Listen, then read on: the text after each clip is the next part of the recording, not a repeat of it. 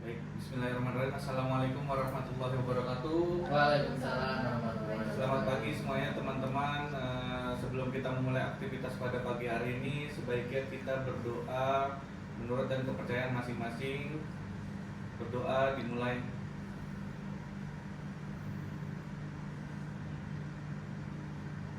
Berdoa selesai.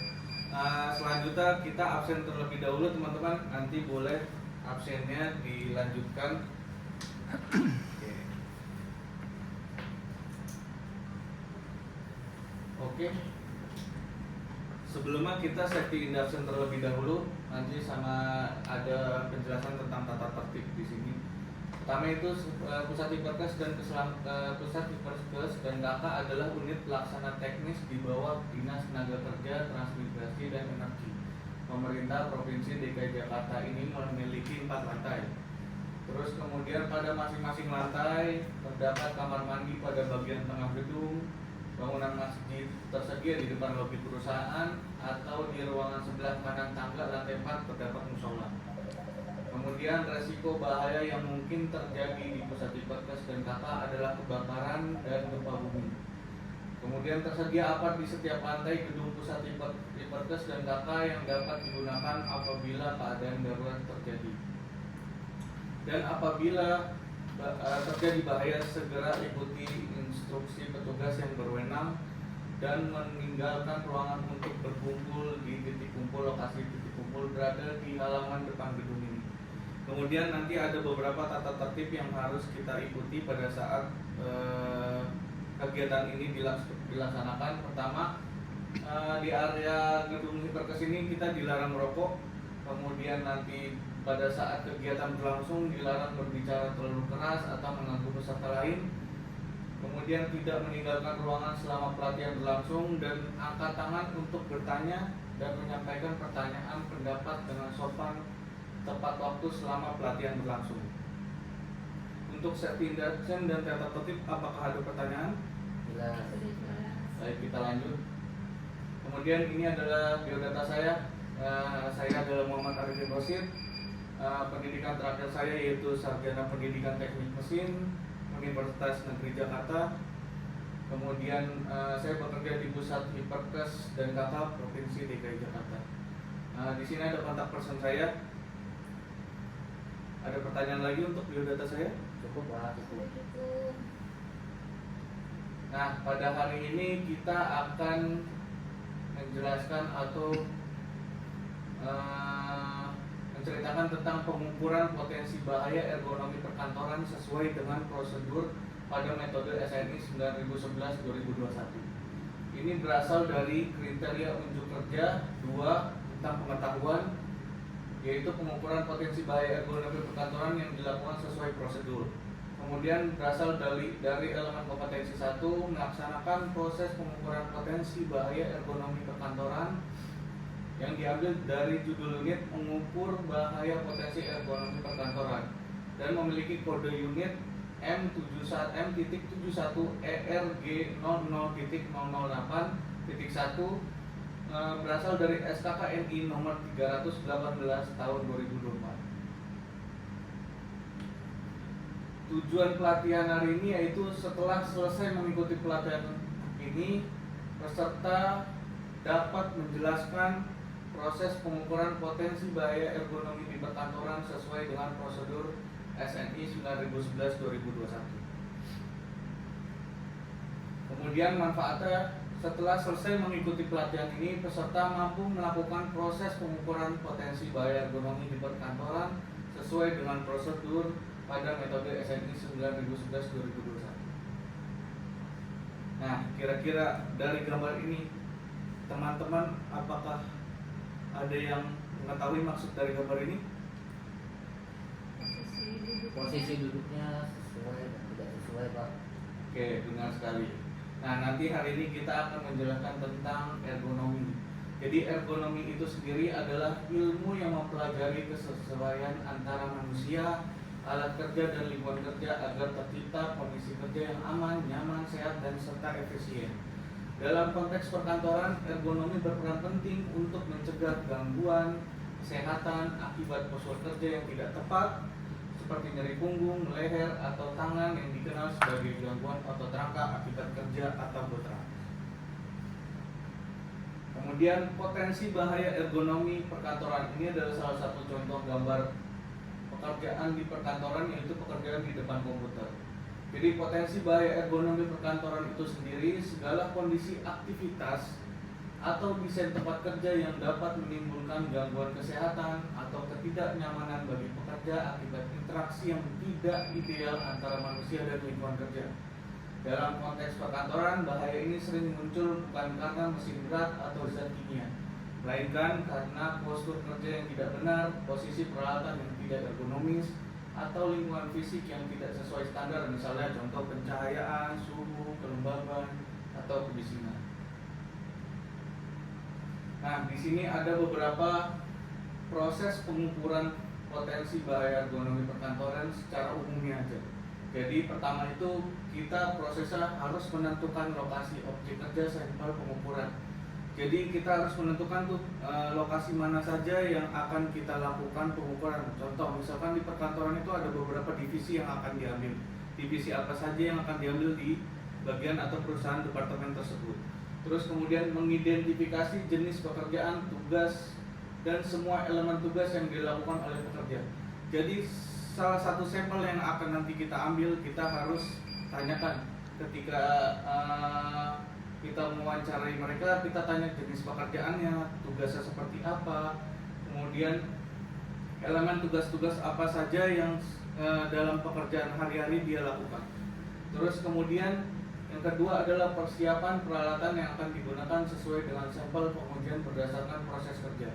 Jadi ada beberapa peralatan yang memang harus disiapkan, contohnya seperti tripod, kamera, kemudian meteran kalau memang dibutuhkan. Terus kemudian kalau memang misalkan tidak ada kamera boleh pakai handphone. Terus kemudian yang ketiga adalah perekaman faktor ergonomi berdasarkan minimal 3 sampai 4 siklus kerja sampel ergonomi. Jadi perekamannya itu dilakukan minimal 3 sampai 4 siklus pekerjaan mereka dan dilakukan dengan beberapa angle dari depan, belakang, samping ataupun dari atas yang bisa mewakili dari berbagai sudut bagian tubuh postur kerja sampel pengukurannya. Terus yang kemudian yang keempat adalah pencatatan hasil pengamatan pengukuran pada formulir observasi atau di formulir data lapangan pengujian yang nanti ada di SNI 9011-2021. Kemudian daftar periksa potensi bahaya ergonomi perkantoran. Jadi di sini ada 4 macam nih. Pertama yaitu potensi bahaya tubuh bagian atas. Contoh bagian atas seperti kepala, leher, bahu, seperti itu. Kemudian yang kedua itu potensi bahaya pada bagian tubuh punggung. Kayak contoh seperti di pinggang, terus kemudian di bahunya atau di lengannya, seperti itu. Lanjut lagi yang ketiga ada potensi bahaya pada tubuh bagian bawah. Contohnya seperti kaki, pergerakan bagian jari-jari kaki di paha, di betis atau di pinggul seperti itu. Kemudian yang keempat adalah pengangkatan beban secara manual. Jadi ada form tambahan lagi untuk pengangkatan beban secara manual. Jadi seluruh bagian tubuh ada di yang nomor 4 ini, pengangkatan beban secara manual. Sampai saat ini ada pertanyaan? Cukup. Kita lanjut. Nah, ini adalah salah satu contoh gambar pengukuran faktor ergonomi. Yang di sebelah kanan ini adalah salah satu contoh foto. Kemudian nanti kita ada contoh video untuk teman-teman bisa dilihat cara pengambilan sampelnya.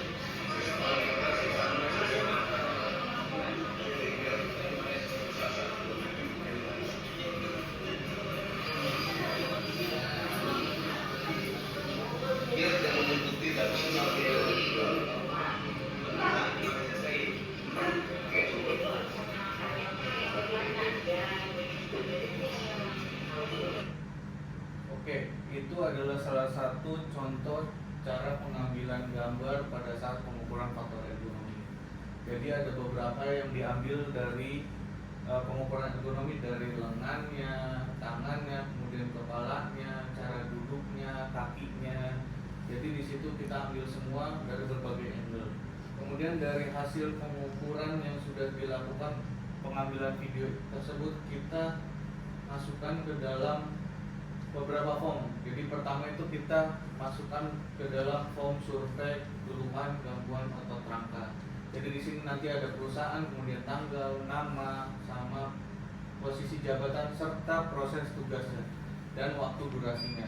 Kemudian apakah pada saat pengukuran itu memiliki keluhan? Contohnya di slide selanjutnya, di gambar selanjutnya di sini ada namanya keluhan pada saat bekerja. Nanti di sini ditanya proses pekerjaan tersebut apakah mengalami keluhan di bagian tubuh peserta atau tidak.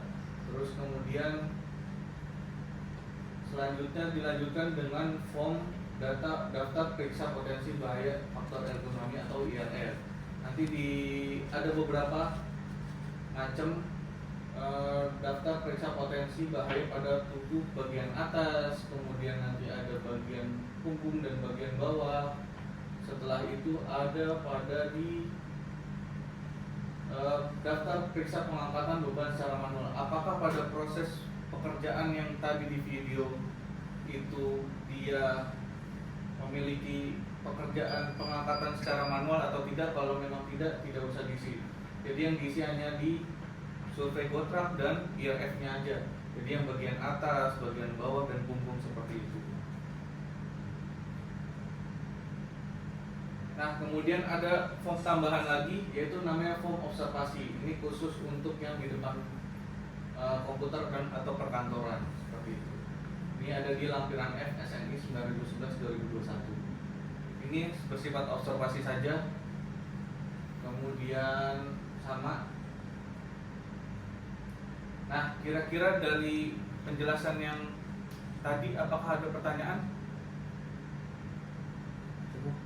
Cukup. Nah, kalau tidak ada, kesimpulannya adalah peserta dapat menjelaskan pengukuran potensi bahaya ergonomi di perkantoran sesuai dengan prosedur SNI 2011-2021. Oke, kalau memang tidak ada pertanyaan, saya yang akan bertanya ke teman-teman semua. Jadi pertanyaan pertama itu sebutkan 4 langkah pengisian formulir ergonomi pada lampiran D. Dan yang kedua yaitu sebutkan 4 tahapan umum dalam melakukan pengukuran potensi bahaya ergonomi perkantoran berdasarkan SNI 9011/2021.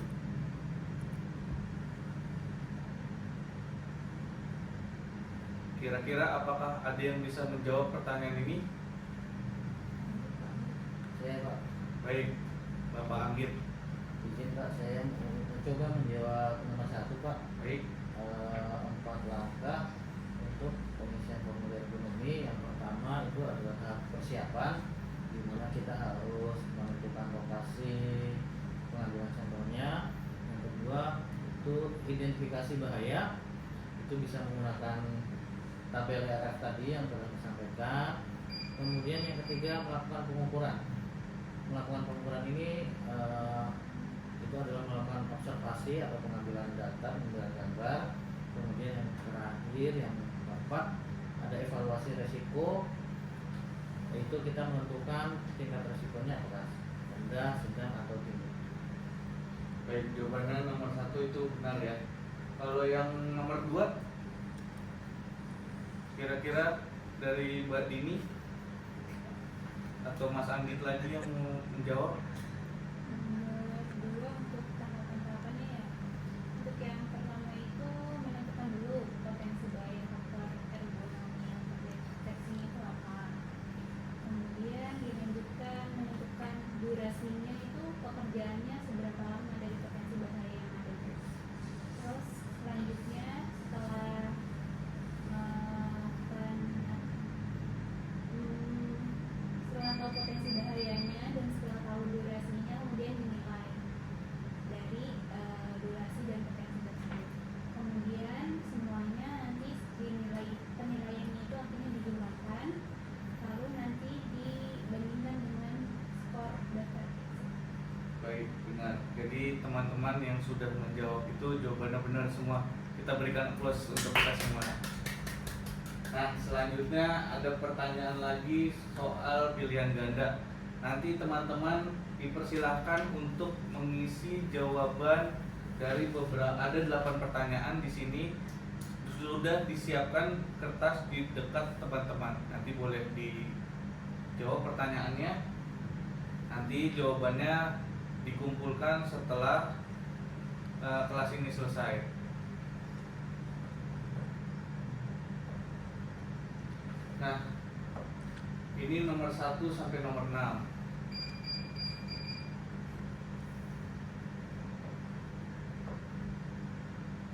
Sudah? Ya, Kemudian nomor 7 dan nomor 8.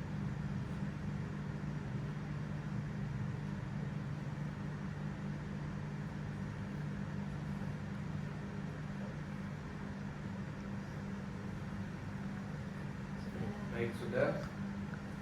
Kalau sudah, nanti dikumpulkan setelah kelas selesai. Oke. Selanjutnya ada tugas tambahan untuk teman-teman. Nanti tugas dikerjakan selama 2 hari dan dikumpulkan melalui email yang tertera di depan. Kemudian dengan subjek tugas ergonomi _ nama peserta. Terus kemudian soalnya itu mencari informasi mengenai bagaimana mencatat hasil pengukuran potensi bahaya ergonomi perkantoran pada formulir rekapan data. Oke. Ada pertanyaan lagi? Sudah cukup. Sudah cukup. Mudah-mudahan teman-teman semuanya paham ya. Dan semoga ilmu yang telah disampaikan bermanfaat untuk teman-teman semua. Oke, cukup sekian materi pelatihan pada hari ini. Mohon maaf kalau memang pada saat penjelasan ada kesalahan dan kekurangannya. Wassalamualaikum warahmatullahi wabarakatuh. Selamat pagi semuanya.